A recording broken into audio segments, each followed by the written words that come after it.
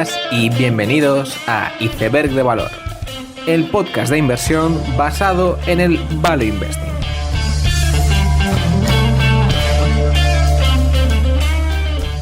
Bienvenidos los seguidores de Lil Peep, bienvenidos a Iceberg de Valor. En esta segunda semana de octubre, el Congreso de los Estados Unidos publicaba un informe donde argumentaban que Amazon, Facebook, Apple y Google son monopolios y que su liderazgo ponía en peligro la competencia en sus categorías y por lo tanto debían ser fragmentadas en compañías separadas. Estamos ante el día de la marmota otra vez y estoy seguro que dentro de un año acabaré anunciando una noticia similar sobre el tema.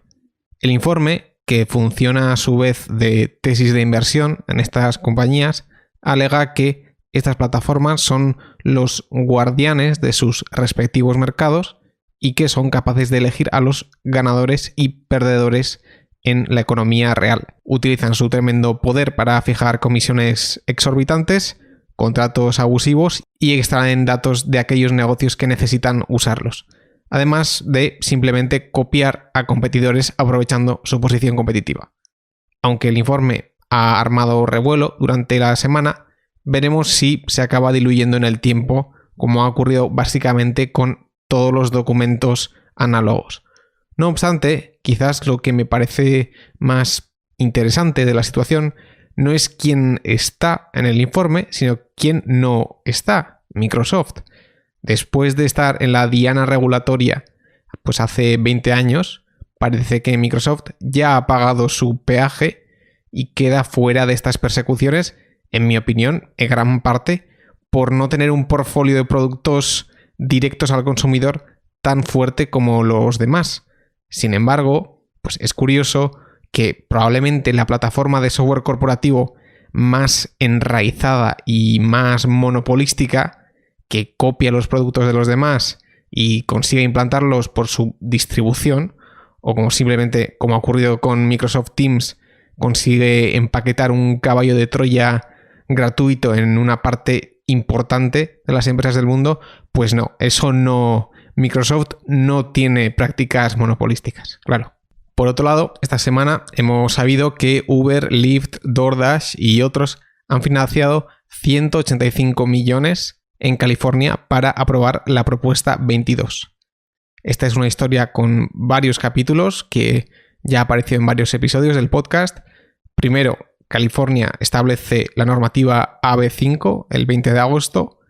Esta era una normativa que obligaba a los trabajadores de la denominada gig economy, especialmente Uber y Lyft, a ser considerados trabajadores, en vez de independent contractors, es decir, autónomos. Sin embargo, pocas horas antes de que esta ley entrara en vigor, pues Lyft manifiesta que iba a dejar de dar servicio en California.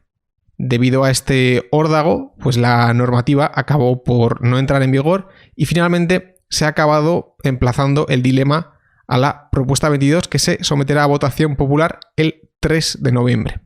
La propuesta 22 es la de Uber y Lyft y propone una tercera vía como solución a los problemas. Plantean clasificar a sus trabajadores no como autónomos y tampoco como empleados, sino una tercera vía con salario mínimo y ciertos beneficios en forma de seguro médico. Parece ser que esta votación está especialmente reñida y hay que tener en ese contexto que los 185 millones que han destinado estas compañías hayan hecho que sea la votación con mayor apoyo económico de la historia de California. No es para menos, lo que pase el 3 de noviembre tendrá consecuencias en todos los estados americanos que utilizarán California como modelo.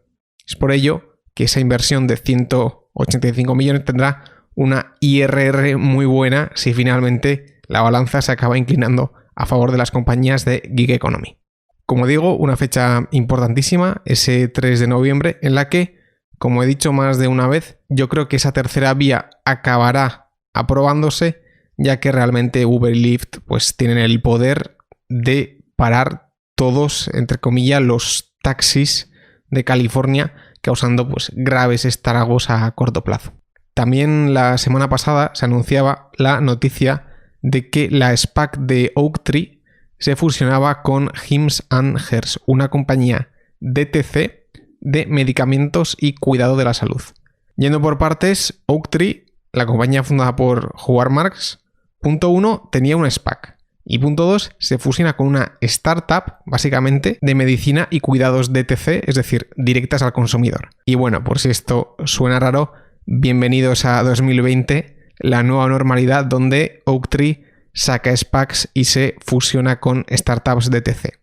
Más allá de la anécdota graciosa, Hims & Hers parece una compañía bastante decente en una categoría brutalmente competitiva, como son todas las compañías de DTC, pero sí que hay ciertas características muy interesantes como gran recurrencia en sus productos y unas unit economics que están mejorando en vez de empeorando, que suele ser el caso más habitual en este segmento.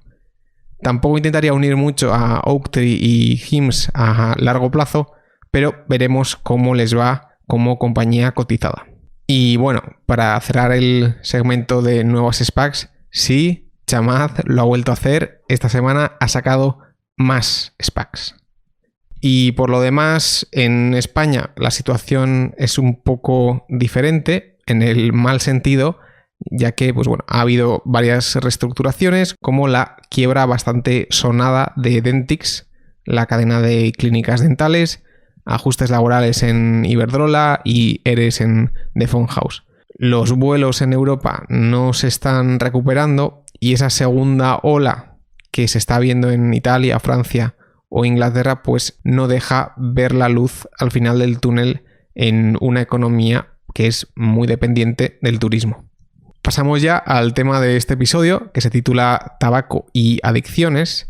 Y el episodio no va en sí sobre el sector del tabaco per se, sino más bien de las cualidades del sector y cómo se pueden extrapolar a otros productos y servicios. ¿Y por qué es tan importante conocer el sector del tabaco? Pues principalmente porque ha sido uno de los mejores sectores de la historia para invertir y ha conseguido hacerlo en contextos socioeconómicos muy diferentes. Desde guerras, crisis económicas, auge del tabaco, posterior descubrimiento de que provocaba cáncer y la consiguiente reducción en volumen de consumo de cigarros. Bien, pues a través de estos muchos contextos históricos diferentes, la conocida hoy como Altria o la antigua Philip Morris ha sido una empresa capaz de multiplicar 8.400.000 veces su precio por acción con dividendos reinvertidos en 100 años, y no me estoy equivocando, es decir, algo más de un 17% anualizado durante 100 años. Realmente hay muy pocas empresas que sean ya capaces de sobrevivir 100 años y mucho menos pues proporcionar un retorno anual tan sostenido y tan bueno como este. Esta cualidad no es propia únicamente de Philip Morris, sino que este tipo de rentabilidades y resiliencia ha sido compartido en mayor o menor medida por los demás actores del sector. ¿Cuál es la explicación de esto? Bueno, pues creo que no hay nada mejor que remitirse a la tan conocida cita de Buffett sobre el tabaco. Cuesta 1 centavo fabricarlo, lo vendes por $1, es adictivo y tiene una lealtad de marca fantástica. La frase de Buffett es muy sencilla, pero creo que captura muy bien aquello que ha hecho del tabaco un sector tan bueno para invertir.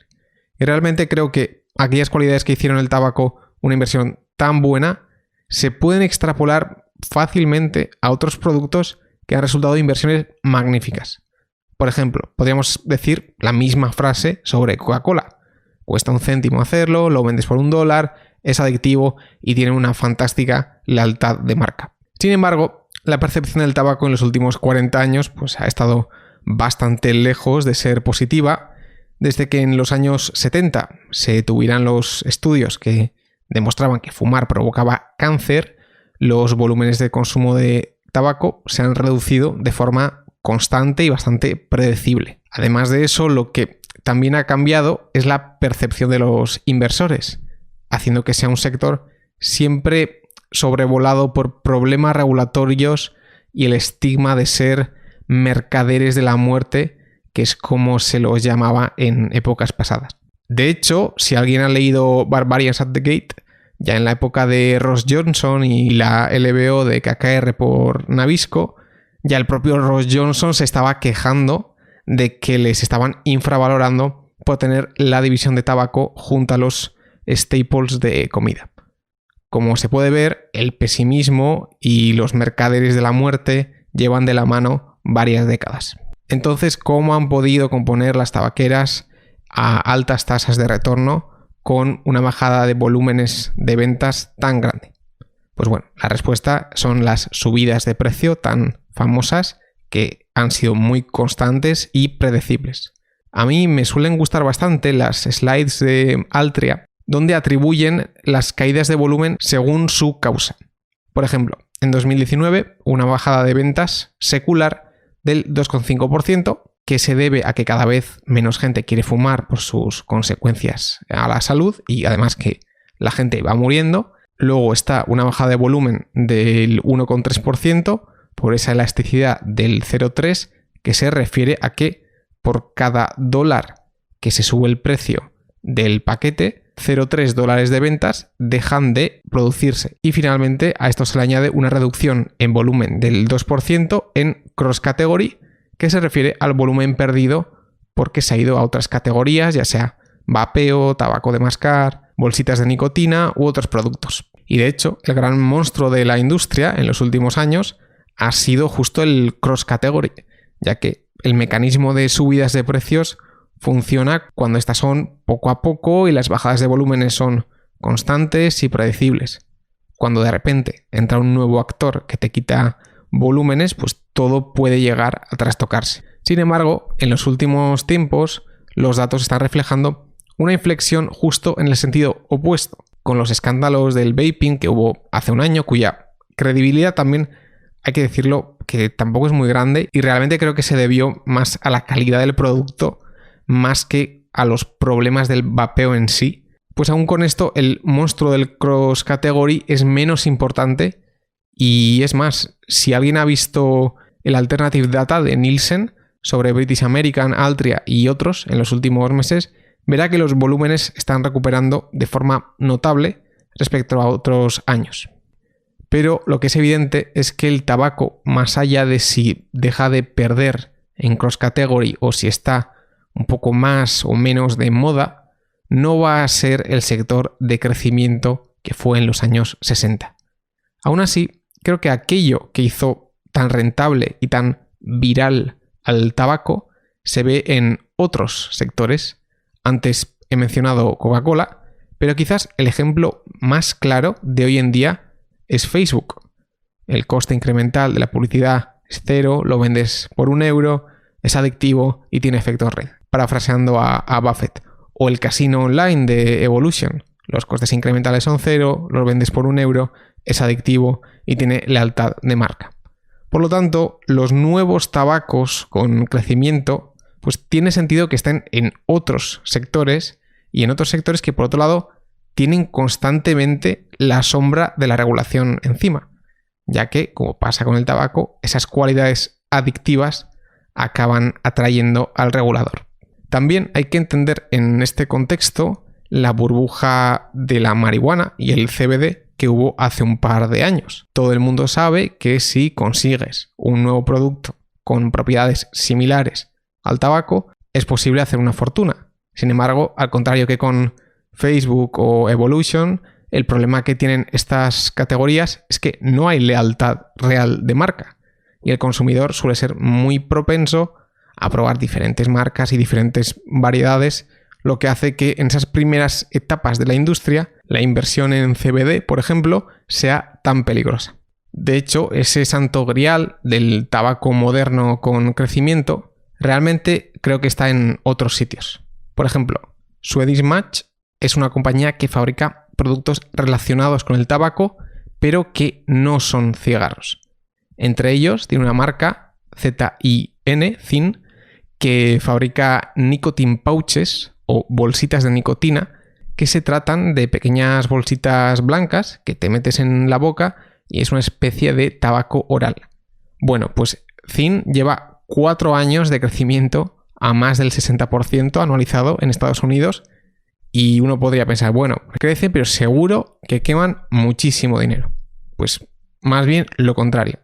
Swedish Match ha conseguido crecer tanto manteniendo unos márgenes EBIT del 50%, unas cifras que son absolutamente espectaculares.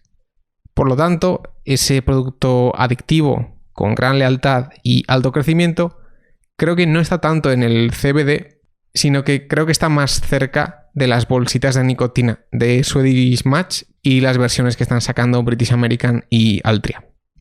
En conclusión, el tabaco ha sido uno de los sectores más atractivos para invertir de la historia. Esto hace que, más allá del debate de si los volúmenes de cigarros van a remontar o no en los siguientes años, sea tan importante buscar productos análogos que tengan unas características similares en lealtad, inelasticidad y sean tan adictivas, ya que esos son unos ingredientes magníficos para una inversión con rentabilidades superlativas. Con esta idea termino el episodio. Dadle a like, suscribíos, haceros miembros si queréis más contenido y nos vemos la siguiente semana. Seguid aprendiendo.